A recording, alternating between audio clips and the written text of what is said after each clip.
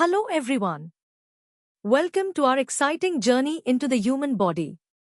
Today, we are exploring a fascinating part of your digestive system, the pancreas, specifically focusing on its amazing islets of Langerhans. We'll uncover how these tiny structures play a massive role in your health, from easy basics to the most complex details. Get ready to explore, learn, and master this topic. Let's start simple. Ever wondered how your body knows exactly how much sugar to use? The pancreas and its special islets have the answer. So, what exactly is the pancreas? Imagine a long, flat gland tucked behind your stomach. It's a powerhouse organ, doing two very important jobs. Firstly, it's a key player in your digestion, helping break down food. Secondly, and this is where our topic comes in, it's also an endocrine gland, meaning it produces hormones. These hormones are like chemical messengers that travel through your blood to control various body functions. It's truly a versatile organ, essential for both processing your food and regulating your body's internal chemistry. Now, let's talk about the islets of Langerhans. These aren't just any cells, they are tiny, specialized clusters nestled within the pancreas. Think of them as mini factories, each dedicated to making specific hormones. They were named after a German scientist, Paul Langerhans, who first described them. Their most important job is to produce hormones like insulin and glucagon. These hormones are released directly into your bloodstream and are critical for managing your body's sugar levels. For instance, after you've had a meal, insulin steps in to help your cells absorb the sugar from your blood, keeping your energy levels balanced. Time to test your understanding of the basics. Pause the video and try to answer these questions. 1. Where is the pancreas located in the human body? 2. What are the islets of Langerhans? And 3. Can you name two important hormones produced by these islets? Think about what you've just learned. Ready to dive a bit deeper? Let's explore the dual nature of the pancreas and the specific roles of the islets of Langerhans. The pancreas truly is a remarkable organ with a dual personality. It has an exocrine function, which means it produces digestive enzymes like amylase, lipase, and trypsin. These enzymes are crucial for breaking down carbohydrates, fats, and proteins in your small intestine, helping you absorb nutrients from your food. But then, it also has an endocrine function. This is where the islets of Langerhans come into play. Instead of releasing substances into a duct, these islets release hormones directly into your bloodstream, acting as vital chemical messengers throughout your body. Let's zoom in on these incredible islets of Langerhans. They are microscopic clusters, incredibly small, ranging from 0.2 to 0.5 millimeters in diameter. Despite their tiny size, they are incredibly powerful, making up only about 1 to 2% of the total pancreatic mass. What's truly fascinating is that these islets are not uniform. They contain different types of cells, each with a specialized role. These different cells are like a small team, each producing a specific hormone that works together to maintain your body's internal balance. Within the islets of Langerhans, the cell types are particularly important for sugar regulation: alpha cells and beta cells. Beta cells are the most abundant, making up about 60 to 80% of the islet cells. They produce insulin, a hormone that acts like a key, unlocking your body's cells to absorb sugar from the blood, thus lowering blood glucose levels. On the other hand, alpha cells produce glucagon. Glucagon does the opposite. It signals your liver to release stored sugar into the blood, raising blood glucose levels when they are too low. Together, insulin and glucagon work in opposition to maintain a stable, healthy blood sugar level, a process called homeostasis. Now, let's test your medium-level understanding. Pause the video and consider these questions. First, distinguish between the exocrine and endocrine functions of the pancreas.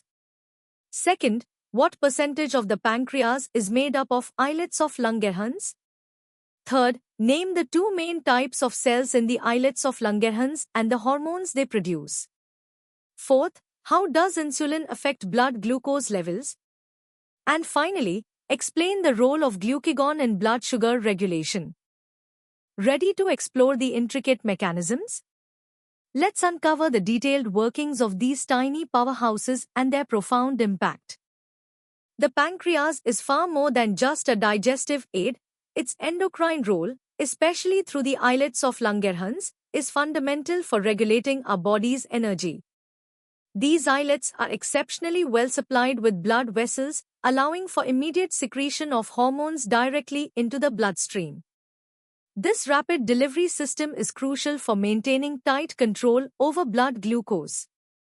Beyond the well-known alpha and beta cells, there are also delta cells, which produce somatostatin, a hormone that acts locally to inhibit both insulin and glucagon release.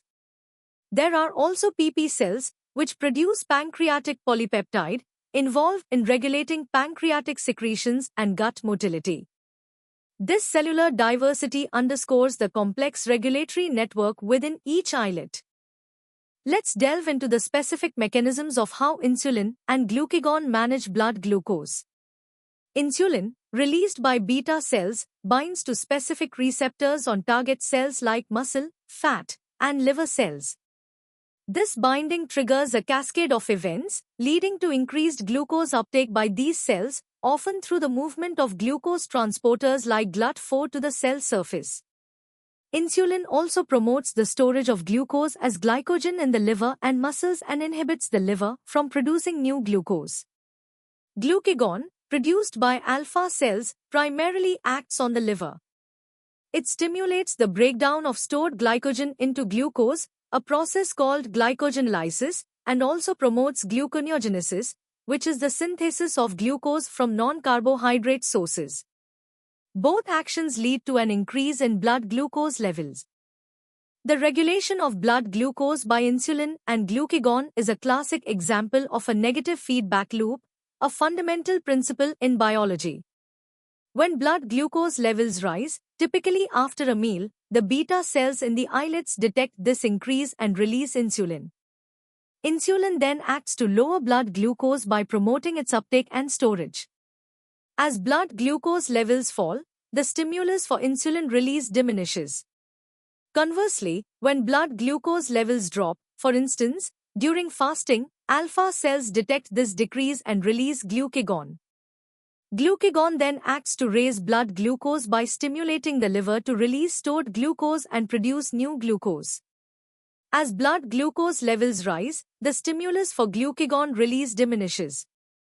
This continuous, self-regulating system ensures that blood sugar remains within a very narrow and healthy range, vital for cellular function and overall body health. Now, let's challenge your understanding with some hard-level questions. Take your time to answer. 1. Describe the different cell types found within the islets of Langerhans and their respective hormonal products. 2. Explain the synthesis pathway of insulin from pronsulin. 3. Detail the specific mechanisms by which insulin lowers blood glucose levels in target cells. 4. How does glucagon primarily exert its effect on blood glucose, and which organ is its main target? 5. Illustrate the negative feedback loop involving insulin, glucagon, and blood glucose. 6. What is the role of somatostatin produced by delta cells? And finally, briefly differentiate between type 1 and type 2 diabetes mellitus in terms of islet function. Ready for the ultimate challenge? Let's uncover the deepest insights into the pancreas, from historical discoveries to the cutting edge of biological engineering. The journey to understanding the islets of Langerhans is a fascinating tale of scientific discovery. Paul Langerhans first described these islands in 1869, but their true endocrine function remained a mystery for decades. It was Oskar Minkowski and Joseph von Mering in 1889 who made a pivotal observation: removing the pancreas from dogs led to symptoms of diabetes, strongly suggesting a pancreatic factor involved in sugar regulation. The breakthrough came in 1921 to 22 when Frederick Banting and Charles Best successfully isolated insulin, a monumental achievement that not only provided a life-saving treatment for diabetes but also solidified the understanding of the islet's critical role as an endocrine gland. This historical context highlights the gradual process of scientific inquiry that built our current knowledge. The microanatomy of the islets of Langerhans is a marvel of biological engineering designed for optimal function. Beta cells, the primary insulin producers, are typically found centrally within the islet, while alpha cells, which produce glucagon, are often located at the periphery. This specific arrangement is not random. It facilitates crucial paracrine interactions, where hormones released by one cell type can directly influence neighboring cells. For example, somatostatin from delta cells can inhibit both insulin and glucagon secretion, creating a finely tuned local regulatory network. Furthermore, islet cells are connected by gap junctions, allowing for rapid communication and coordinated hormone release, ensuring a synchronized response to changes in blood glucose levels. This intricate cellular organization is key to the islet's precision. Let's dive into the detailed molecular mechanism of insulin secretion. When blood glucose levels rise, glucose enters the beta cells of the islets via specialized transporters called EDGLA2. Once inside, glucose is metabolized, leading to an increase in the ATP-ADP ratio within the cell. This elevated ATP then acts as a signal, closing ATP-sensitive potassium channels on the beta cell membrane. The closure of these channels causes the cell membrane to depolarize. This depolarization, in turn, opens voltage-gated calcium channels, allowing an influx of calcium ions into the cell. The increase in intracellular calcium is the crucial trigger that leads to the fusion of insulin-containing vesicles with the cell membrane, resulting in the rapid release of insulin and C-peptide into the bloodstream.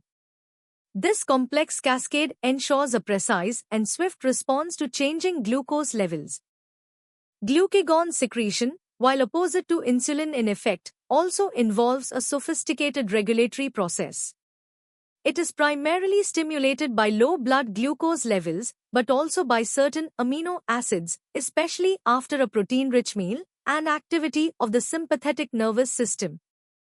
The mechanism is different from insulin, involving specific ion channel dynamics, such as the disinhibition of alpha cells when glucose levels are low.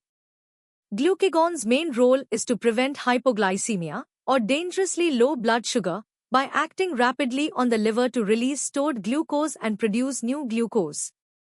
From an engineering insight perspective, the islets function as a highly efficient bioreactor system. They act as sophisticated sensors that detect changes in blood glucose and then as actuators, releasing precise amounts of hormones like insulin and glucagon. This forms a robust feedback loop, continuously adjusting to maintain a stable blood glucose set point. Understanding this system is crucial for developing treatments for conditions like diabetes, where this biological control system malfunctions. Time for the ultimate challenge with our hardest level questions, Part 1. Pause the video and try to answer these in detail. 1. Discuss the key historical milestones that led to the understanding of the endocrine function of the islets of Langerhans.